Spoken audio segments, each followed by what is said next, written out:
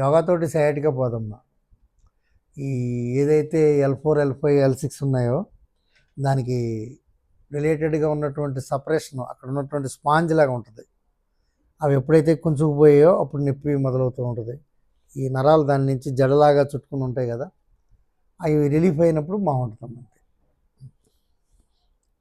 ఇదేమో పొద్దుట సాయంకాలం కంపల్సరీ వేసుకోండి. దీంట్లో 3 చుక్కలు వేయండి, దీంట్లో 2 చుక్కలు వేయండి. ఇది మీకు నొప్పి అని ఎప్పుడైనా అనిపిస్తే, మీకు కాళ్ళ దగ్గర, తొడ దగ్గర కానీ, నడుము దగ్గర కానీ, ఎక్కడ మీకు అనిపిస్తే భుజాల దగ్గర కానీ, ముందు నిమ్మకాయ రాయండి. ఒక 10 నిమిషాలు వదిలేసిన తర్వాత ఇది రాయండి.